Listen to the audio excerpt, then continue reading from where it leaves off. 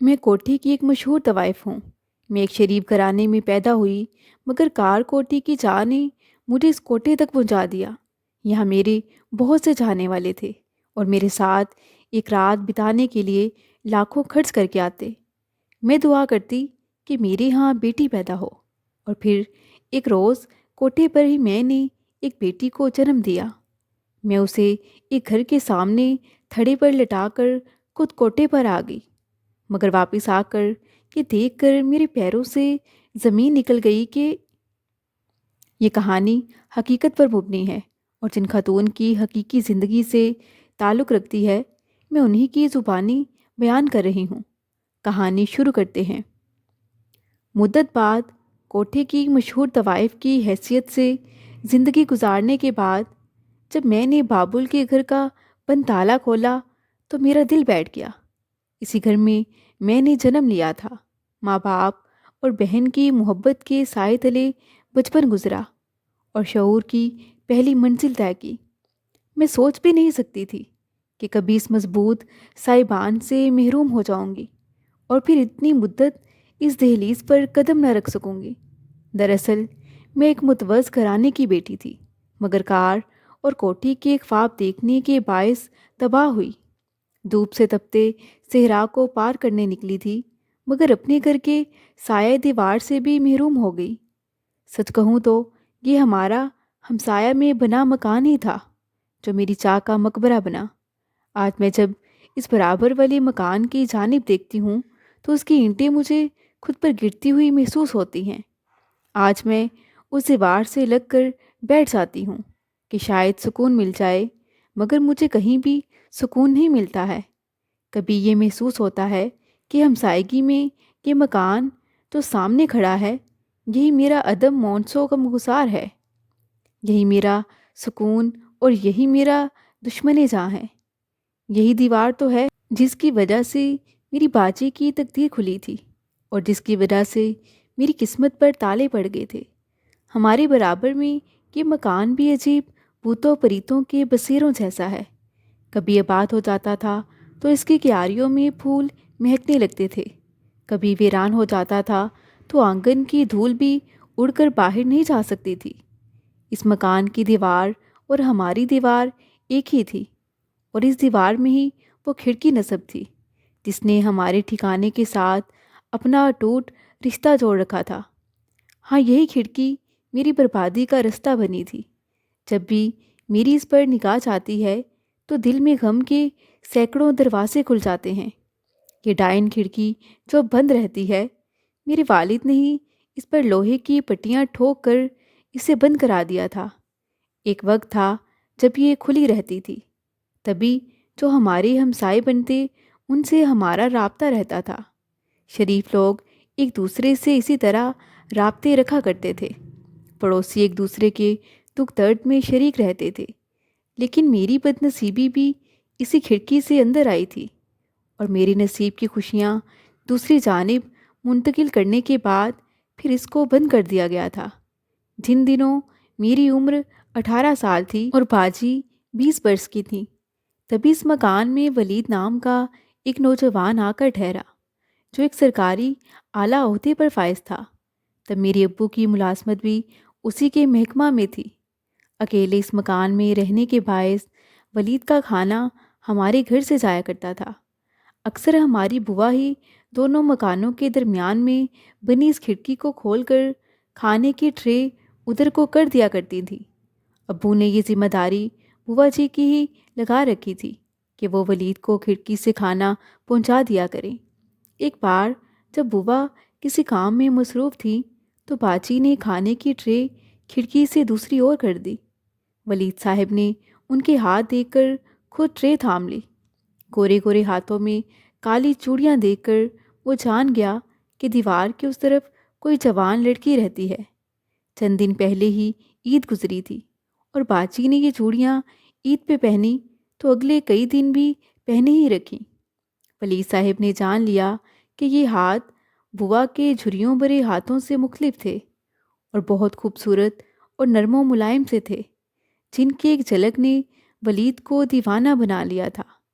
جانے کیسے پھر ان ہاتھوں کی رسائی ہمسایہ کے آنگن میں کھلنے والے گلابوں تک ہو گئی کہ صبح جب باجی سو کر اٹھتی تو گلاب کے باسی پھولوں کی پتیاں ان کے بالوں میں اٹکی ہوتی تھیں، جن کو وہ سب کی نظروں سے چھپا کر مٹھی میں دبا لیا کرتی تھی اور پھر بالوں سے چن کر نکال دیتی۔ میں نے ایک بار ان سے پوچھا بھی کہ باجی، ایک بات پوچھوں، آپ رات کو کہاں جاتی ہیں؟ اس پر انہوں نے مجھے ڈانٹ کر یوں چپ کرا دیا جیسے رات کو وہ نہیں، میں اٹھ کر کہیں جاتی ہوں۔ میں ان سے بڑی ہونے کے ناطے ڈرتی تھی، لہٰذا میں چپ ہو گئی تھی۔ ہمارے گھر کے آنگن سے اس مکان کا آنگن دور ہی کتنا تھا، درمیان میں بس ایک دیوار تھی جس میں ابھی تک وہ چھوٹی سی دری لگی ہوئی تھی جو میرے تایا ابو نے کبھی لگوائی تھی، ورنہ اگر دیوار ہٹا دیتے تو آنگن تو ایک ہی تھا۔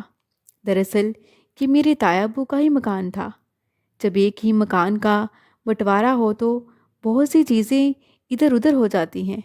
پہلے سب اس بڑے سے گھر میں اکٹھے رہتے تھے۔ جب میرے دادا نے وفات پائی تو گھر کا بٹوارا ہو گیا۔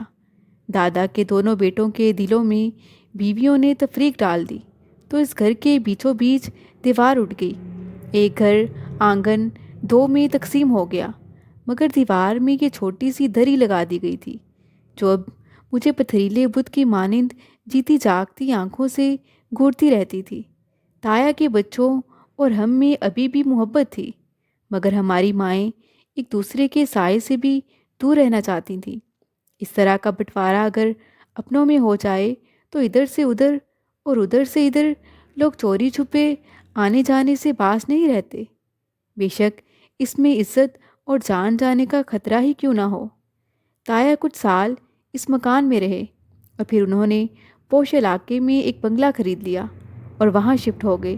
چونکہ یہ کبھی ہمارے تایا کا گھر تھا اور یہ دری دونوں طرف کے مکینوں کے درمیان محبت کی علامت بنی تھی، جب انہوں نے اس گھر کو بیچا تو اسے خریدنے والے بھی چند ماہ ہی یہاں رہے اور پھر وہ دوبارہ اپنے قدیمی گھر چلے گئے۔ اب یہ مکان کرائے کے لیے خالی تھا۔ انہی میں ایک کرایہ دار ولید بھی آیا کہ جس کے آنے سے میری باجی کی قسمت کے بند دریچے بھی کھل گئے۔ ولید اور باجی ایک دوسرے کو بے حد چاہنے لگے تھے۔ آخر ایک دن اس نے باجی کے لیے رشتے کا پیغام بھجوایا۔ بھلا اس میں کیا کمی تھی جو ہماری طرف سے انکار ہوتا؟ ایسے رشتے تو چراغ لے کر بھی ڈھونڈنے سے نہیں ملتے، لہٰذا میرے ابو نے اسے اپنی خوش قسمتی سمجھتے ہوئے فوراً اس رشتے کو قبول کر لیا۔ یوں میری باجی کی خوب دھوم دھام سے ولید سے شادی ہو گئی اور پھر وہ خوابوں جیسی حسین زندگی کی مالک بن گئی۔ شادی کے بعد وہ ٹھاٹھ سے رہ رہی تھی، ان کے پاس کسی شے کی کمی نہیں تھی۔ شوہر بھی ان پر صدقے واری اور نہایت محبت کرنے والا انسان تھا۔ سچ کہوں تو مجھے ان کی زندگی پر رشک آتا تھا۔ ہر ایک ہی باجی کی خوش قسمتی پر حیران تھا۔ جلد ہی ہمارے دلہا بھائی کی مزید ترقی ہو گئی اور وہ پہلے سے بھی بڑے عہدے پر پہنچ گئے۔ اب میں جب بھی ان کے گھر جاتی تو جی چاہتا کہ کاش مجھے بھی ایسی ہی زندگی مل جائے۔ میں نے باجی کی زندگی کو اپنا آئیڈیل بنا لیا تھا۔ میری من مندر کا دیوتا بھی میرے بہنوئی جیسا ہی تھا۔ ولید بھائی کا تبادلہ ہو گیا اور باجی ان کے ساتھ دوسرے شہر چلی گئی۔ وہ مکان پھر سے خالی ہو گیا۔ کچھ عرصہ اس پر تالا پڑا رہا۔ آخر ایک روز تالے کی قسمت کھلی اور نیا کرایہ دار آ کر ٹھہرا۔ اس بار بھی ایک اکیلا نوجوان ہی کرایہ دار آیا تھا جس کا نام حسان تھا۔ میں نے پہلی بار اس کو اس چھوٹی سی کھڑکی کی جھری سے ہی دیکھا تھا۔ وہ صحن میں کرسی پر بیٹھا کتاب پڑھ رہا تھا۔ مجھے وہ اس کے نام کی مانند ہی دیو شہزادوں جیسا شاندار لگا۔ اسے دیکھ کر میرا دل زور زور سے دھڑک رہا تھا اور میں اپنے دل پر قابو رکھنے کی کوشش کرتے ہوئے وہاں سے ہٹ گئی۔ سبھی کے نصیب تو باجی جیسے نہیں ہوتے۔ کیا خبر تھی کہ حسان مجھ سے وفا نہیں کرے گا، ورنہ باجی والی کہانی کو دہرانے کی کبھی ہمت نہ کرتی۔ میں نے حسان پر اعتبار کر لیا۔ کم عمری نے سمجھنے کا موقع ہی نہ دیا۔ گلاب کے پھولوں کی مہک مجھ کو بھی اسی دیوار میں نصب دری کی جانب کھینچنے لگی۔ جب ادھر سے رات کی رانی پیغام لاتی تو میں آدھی رات کو، جب سب گھر والے سو جاتے، ہولے سے کنڈی کھول کر اس پار چلی جاتی۔ ایک رات بوا کی آنکھ کھل گئی اور انہوں نے مجھے دری پھلانگتے دیکھ لیا۔ صبح دم انہوں نے ابو کو اس معاملہ سے آگاہ کرنا اپنا پہلا فرض سمجھا۔ کسی کے کرایہ دار کو تو ابو نہیں اٹھا سکتے تھے۔ انہوں نے میری خوب خبر لی اور وہ کھڑکی بھی بند کروا دی۔ جب حسان سے میری ملاقات کا رستہ بند ہو گیا، اب اس کے بغیر میرے دل کو ایک لمحہ قرار نہ تھا۔ یوں ایک رات دل کے ہاتھوں مجبور ہو کر میں ابو کے گھر کی دہلیز پار کر کے حسان سے ملنے چلی گئی۔ یوں اپنی بربادی کو آواز دے کر ایک بے وفا انسان پر تکیہ کر لیا، پھر واپس پیچھے مڑ کر نہ دیکھا۔ ہم دونوں ہی اس جگہ سے نکل آئے۔ وہ مجھے اپنے ایک دوست کے پاس لے آیا اور پھر اس کے سپرد کیا کہ اس کا خیال رکھنا، مجھے ابھی وہاں واپس جانا ہوگا، چند دن تم اس کو اپنے پاس رکھو۔ میں یکدم وہاں سے غائب ہوا تو سب مجھ پر ہی شک کریں گے اور پھر میرے بچنے کی کوئی صورت نہ رہے گی۔ میرے پاس اب کوئی چارہ نہ تھا اور حسان پر اندھا اعتبار کرتی تھی، کیوں اس کی بات مان لی۔ حسان خود اچھا نہ تھا تو اس کا دوست کیوں کر اچھا انسان ہو سکتا تھا۔ اس لفنگے نے مجھ پر رحم نہ کیا اور میری فریادوں کے باوجود میری آبرو کو خاک میں ملا دیا۔ حسان تو جیسے واپس مڑنا بھول گیا تھا اور اس کا درندہ صفت دوست روز میری عصمت سے کھیلتا۔ اس نے اسی پر تکیہ نہ کیا بلکہ مجھے ایک کوٹھے پر بیچ کر اس کی زینت بنا دیا۔ میرے گھر والوں پر جو قیامت گزری سو گزری، لیکن مجھ پر تو بہت بری گزر گئی۔ میرا بس نہ چلتا تھا کہ کیسے موت کو گلے سے لگا لوں۔ مجھے یہاں ایک لمحہ سکون نہ تھا۔ اب میری راتیں اسی کوٹھے پر نام نہاد شریف مردوں کی ہوس پوری کرنے میں گزرنے لگیں۔ میرا دل اس زندگی سے سمجھوتا کرنے پر مانتا نہ تھا۔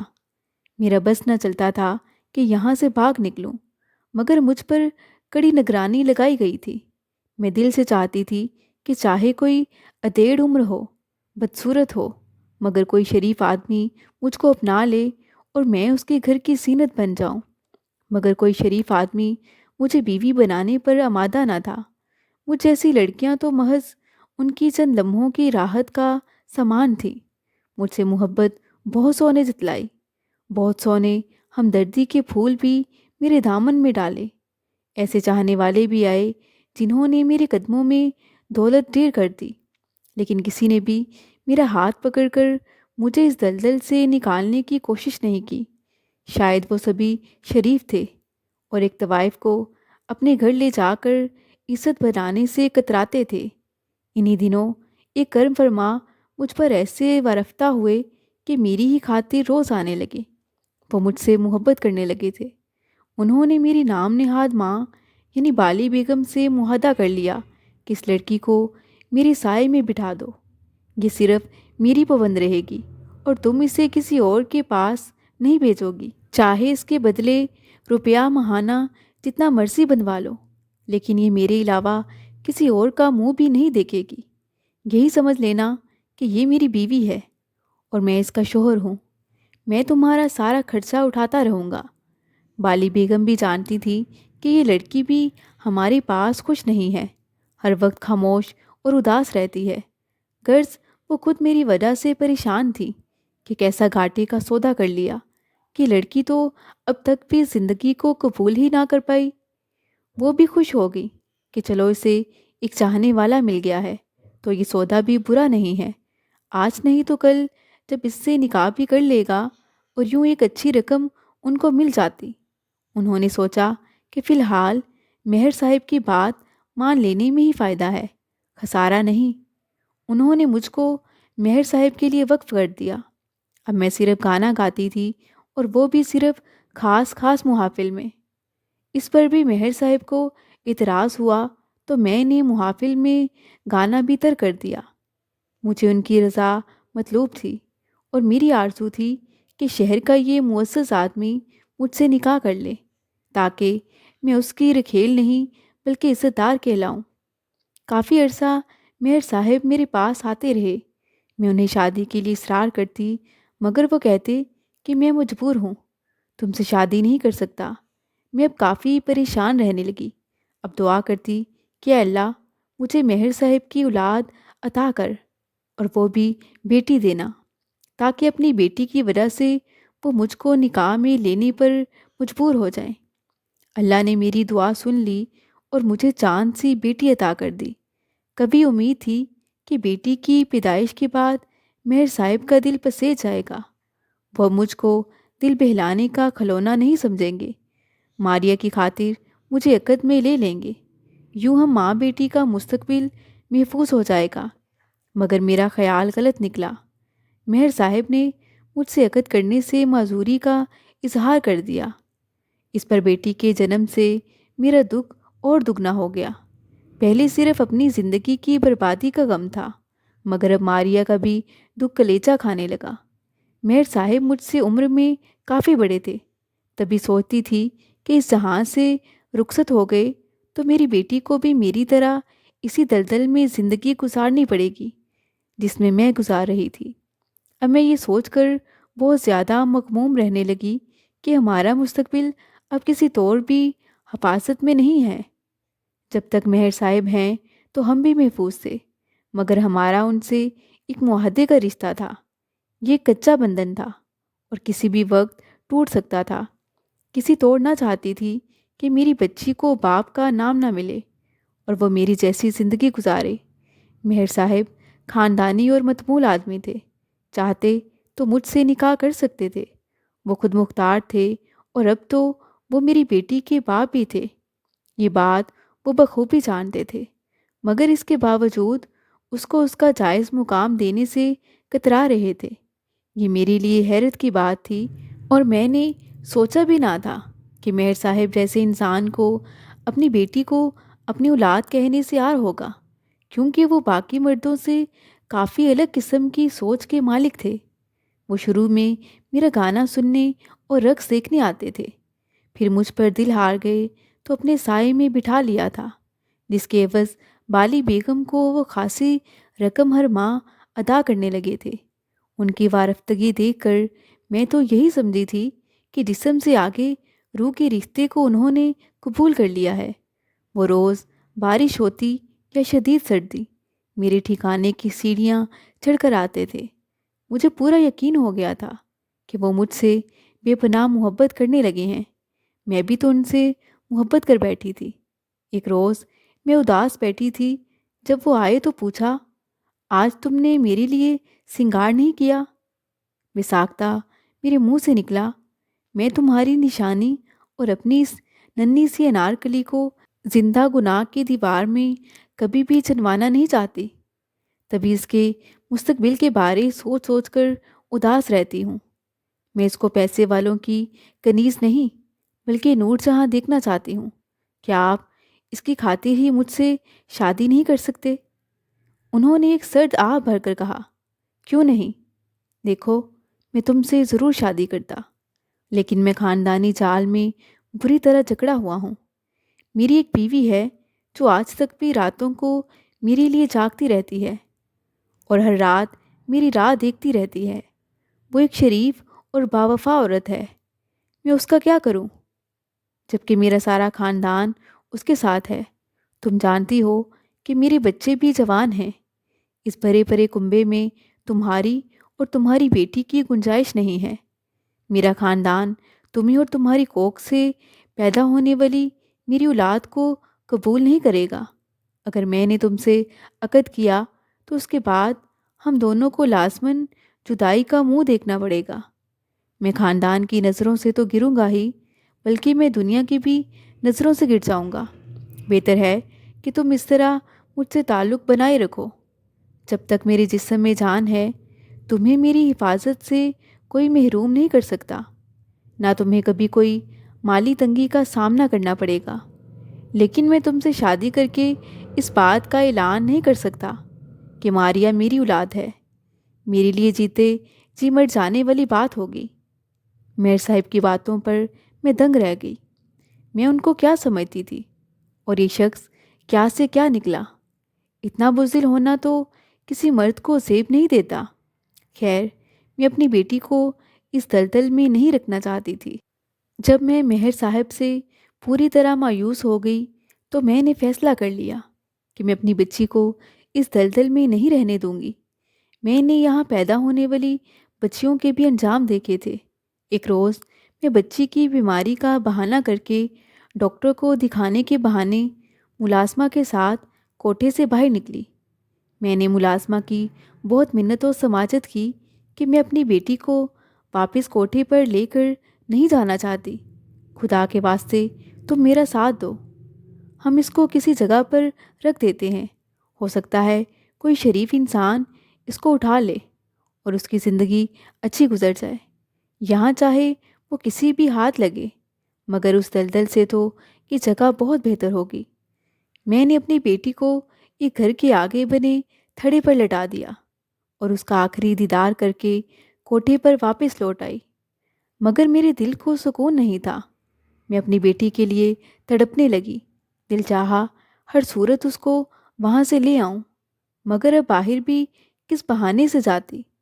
اللہ سے دعا کرنے لگی کہ میری بیٹی مجھے مل جائے تو دوبارہ اسے خود سے دور کرنے کی غلطی کبھی نہیں کروں گی۔ اسی رات جب مہر صاحب آئے، ان کو اس واقعے کا علم ہوا۔ وہ فوراً مجھ سے اس جگہ کا پتہ پوچھ کر دوڑے ہوئے گئے۔ اگلے روز وہ اپنی بیٹی کو نہ جانے کیسے ڈھونڈ لائے تھے اور لا کر میری گود میں لٹا دیا۔ پھر مجھے انتہائی اداس دے کر کہا، میں تمہاری ماریا کے بارے میں سوچ رہا ہوں کہ اس کی مجھے اپنے گھر میں پرورش کرانی چاہیے۔ اس کے لیے مجھے ضرور کچھ کرنا ہوگا اور میں کروں گا ابھی۔ تم پریشان نہ ہو، مجھے کچھ سوچنے کو وقت دو۔ میں یہ سن کر رو دی۔ میں نے کہا، مہر صاحب، پھر تو آپ کو مجھ سے محبت نہیں ہے، کیونکہ محبت اتنا کچھ سوچنے کی مہلت نہیں دیتی۔ وہ بولے، ہاں، محبت کو لوگ سب کچھ کہہ دیتے ہیں، مگر خاندانی عزت و وقار کی قیمت محبت سے بڑھ کر ہے۔ اگر تم عقل سے کام لو تو ماریا کو مجھے دے دو، میں اس کو اپنی بیوی کی گود میں ڈال دوں گا۔ وہ سمجھدار اور باحوصلہ عورت ہے، وہ ایک خاندانی عورت ہے اور میری غلطی کو اپنے آنچل سے ڈھانپ لینے کی ہمت رکھتی ہے۔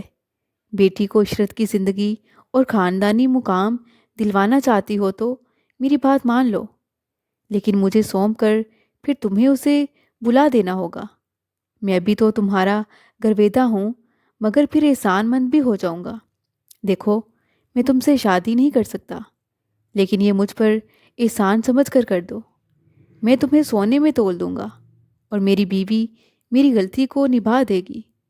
ماریا کی پرورش تمہارے بغیر میرے گھر میں ہوگی اور وہ میری ہی بچی کہلائے گی۔ اس کو وہی شرف میرے خاندان میں ملے گا جو میری اولاد کو ملنا چاہیے، اور تم کو کبھی یہ راز کسی پر نہ کھولنا ہوگا کہ ماریا نے کوٹھے پر جنم لیا۔ وہ ہمیشہ تمہارے سائے دیوار سے بھی دور رہے گی۔ کیا یہ تم کو منظور ہے؟ کچھ سوچنے کے بعد میں نے دل پر پتھر کی سل رکھ کر کہا تھا کہ ہاں، مجھے منظور ہے، کیونکہ میں بھی تو اپنی بچی کا محفوظ مستقبل ہی چاہتی تھی۔ میں نے کہا، مجھے منظور ہے، بشرطیہ آپ اس کی پیدائش کے سرٹیفکیٹ پر اپنا نام لکھوا دیں۔ بے شک اس کی ماں کا نام میری جگہ آپ کی خاندانی بیوی کا ہو، مجھے کوئی اعتراض نہیں ہوگا۔ یوں اب سے 30 برس قبل وہ میری کلی کو لے گئے۔ انہوں نے اس کا نام نور سحر رکھ دیا۔ جب تک بچی ناسمجھ تھی، کبھی کبھار مجھ سے ملوانے لے آتے تھے۔ جب اسے شعور آنے لگا، انہوں نے میرا اس کا ملنا ختم کر دیا۔ میں نے بھی بہتری اسی میں جانی کہ مجھ کو اپنے جذبات سے زیادہ بچی کا مستقبل عزیز تھا۔ میری صبر کا انہوں نے مجھ کو یہ صلہ دیا کہ اس شرط پر مجھ سے عقد کر لیا کہ کبھی ان کے خاندان پر یہ راز ظاہر نہ کروں گی کہ ماریا میری بیٹی ہے یا مہر صاحب میرے شوہر ہیں۔ انہوں نے مجھ سے عقد اس لیے کیا تاکہ ہمارا رشتہ مزید گناہ آلود نہ رہے اور ہمارے دل پرسکون رہیں۔ مہر صاحب کی بیوی نے میری 2 ماہ کی بچی کو اپنی بچی کہہ کر اولاد کی طرح ہی پالا۔ کبھی بچی پر یہ ظاہر نہ ہونے دیا کہ وہ کسی اور ماں سے ہے۔ عمر میں مہر صاحب ادھیڑ عمری سے آگے نکل گئے اور میں ادھیڑ عمر ہو گئی۔ اب ماریا جوان تھی۔ وہ دن بھی آیا جب انہوں نے اس کی شادی اپنے چھوٹے بھائی کے بیٹے سے طے کر دی۔ مجھے بھی شادی پر دوست کی بیوی کہہ کر بلوایا تھا اور میں برقع اوڑھ کر اپنے گھر سے اس شہر گئی تھی جہاں مہر صاحب کا سارا کنبہ رہتا تھا۔ میں نے پہلی بار ان کا خاندان اور ان کا گھر دیکھا۔ دور سے بیٹی کو دلہن بنا ہوا دیکھا۔ تھوڑی دیر ٹھہر کر واپس آ گئی۔ گھر پہنچ کر سجدہ شکر ادا کیا کہ خدا نے مجھ کو میرے صبر کا صلہ دے دیا، مجھ گنہگار کو صاحب عزت اور میری بچی کو صاحب مقام کر دیا۔ ماریا نے ایک بچی کو جنم دیا۔ دل بہت تڑپا کہ اس کے پاس جاؤں اور اس کے نور نظر کو کلیجے سے لگا لوں، مگر اپنی بیٹی کی خوشیوں بھری زندگی کا خیال کر کے میں نے قدم روک لیے۔ ہسپتال میں بس کمرے تک گئی تھی جہاں ماریا داخل تھی، اس کے روم میں نہ جا سکی۔ سوچوں نے میرے قدم جکڑ لیے تھے کیونکہ ذرا سی جذباتی لغزش میری بیٹی کی زندگی پر اثر انداز ہو سکتی تھی۔ مجبوری میری زنجیر بن گئی تھی اور میں اسی زنجیر سے بندھی واپس آ گئی تھی۔ باجی کے شوہر ریٹائرڈ ہو چکے تھے۔ مجھ کو خریدنے والی نام نہاد ماں بھی مر گئی۔ میں نے کسی طرح باجی کا نمبر پایا، ان کو فون کیا اور سارا احوال بتایا۔ وہ بولی، میں پاکستان میں نہیں ہوں، تم سے نہیں مل سکتی۔ امی ابو کا عرصہ پہلے انتقال ہو چکا ہے، البتہ والد کا مکان تمہارا منتظر ہے، میں چابی بھجوا دیتی ہوں، تم ابو کے گھر رہ سکتی ہو۔ میں نے وہ کوٹھی جو مہر صاحب نے میرے نام کر دی تھی ان سے کہہ کر ماریا کے نام کروا دی۔ کچھ عرصے بعد مہر صاحب کا انتقال ہو گیا تو کوٹھی کے کاغذات ان کے وکیل کے ذریعے ماریا کو بھجوا دیے اور خود ابو کے مکان میں آ گئی۔ اس انتظار میں زندہ ہوں کبھی تو باجی وطن لوٹیں گی اور مجھ کو گلے سے لگا لیں گی۔ میرے لیے یہی بہت بڑی خوشی کی بات ہے کہ اس دنیا میں میرا بھی کوئی ہے جس کا میں زندگی پر انتظار کر سکتی ہوں، اور وہ ہیں میری باجی۔ آج جب باجی سے باتیں کرنے کو جی چاہتا ہے تو ان کے کمرے میں جا کر دیوار پر لگی ان کی تصویر سے باتیں کرنے لگتی ہوں۔ مجھے یقین ہے کہ وہ دن ضرور آئے گا جب میری بہن ولایت سے لوٹ کر آئیں گی اور مجھ کو اپنے گلے سے لگا لیں گی۔ مزید دلچسپ سچی کہانیوں کے لیے چینل کو سبسکرائب کریں۔